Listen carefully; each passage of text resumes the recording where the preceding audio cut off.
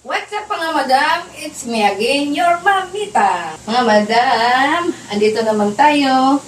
Magluluto tayo ngayon ng tinolang tahong. Haluan natin ng sayuti at saka dahon ng sili. Yan mga madam, tara igigisa na natin ang tinolang tahong. Lagay na tayo ng mantika.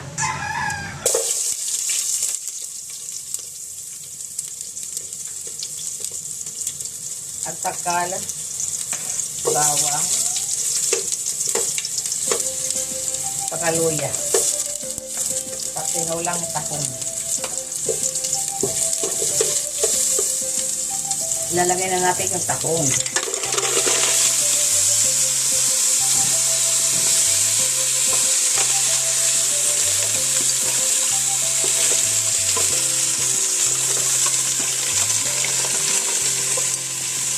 Tapos,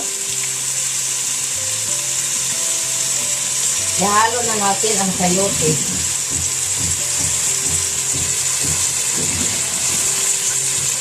Ihalo na natin ang sayote. Tapos mamaya lalagyan natin ang dahon ng sili.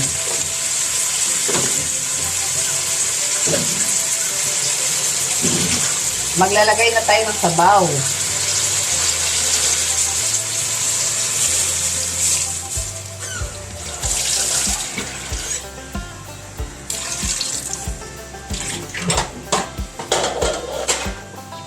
Maglalagay tayo ng kunting asin. Kasi maalat na yung tahong. Hindi pwede maraming asin. Kunting asin lang.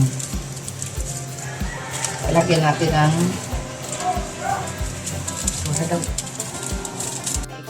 yan, luto na ang tinulang tahong, sayote at saka dahon sili. Ang sarap, di ba? Mga kaibigan, ayan, titikman na natin ang tinulang tahong. Titikman natin mga kaibigan ang tinulang tahong ng mamita. Dito na lang dito. Kamutangan natin sili. Sili, saka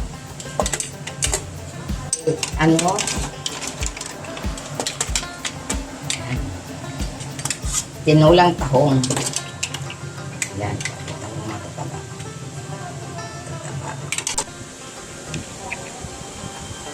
Wow, mga kaibigan, luto lang tinulang tahong. Titikman na natin ang sarap, ang taba. Ang taba, mga kaibigan, no? Oh, ang tataba, oh. Ang taba. Tikman na natin, mga kaibigan. Ang taba. Grabe, ang sarap din tinulang tahong ni mamita. Yan, tikman na natin, mga kaibigan. Tanggalan muna natin ang lumot. Mainit, mga kaibigan.